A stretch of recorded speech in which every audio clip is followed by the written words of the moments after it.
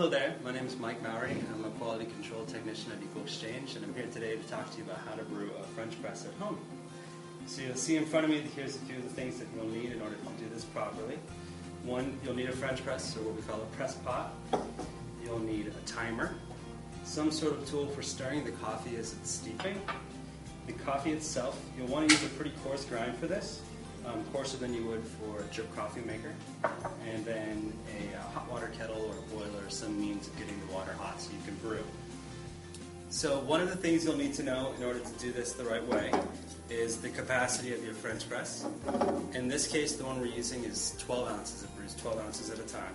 So knowing that, there's a really easy equation you can do where you weigh the water and then you divide that by 17, which will give you the weight of the ground coffee that you need to use.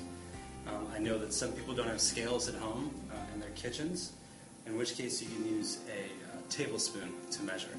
For this 12-ounce brewer, we're going to use 4 tablespoons of our organic Mind, Body, and Soul blend, and we're going to brew with water that's anywhere from 195 to 205 degrees. Okay, so the first thing you're going to want to do is to preheat your French press, and you do that so that the water stays the proper temperature during brewing. Then you're going to want to take your coffee, go ahead and put it into your French press, have your timer ready, and you're going to want to pour just a little bit of water first, just to wet all of the grounds. This starts a process called off-gassing, which is just, and you can see it's happening right there, and all that is gases and volatile aromatics that are coming off of the top of that crust there. So you want to keep the lid on so it keeps the temp right.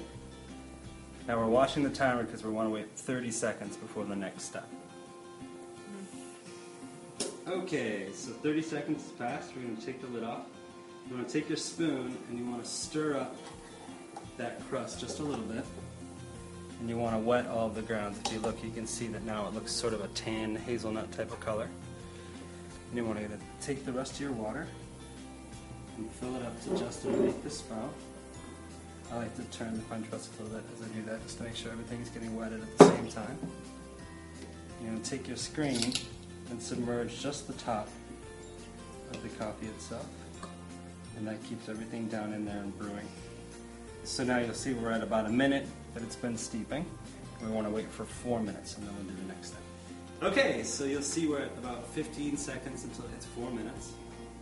You're going to want to take the lid off, have your spoon ready, and give it just a few stirs. That's again just to make sure everything is nice and steep and extract it properly. And then you want to plunge. You just press this top right.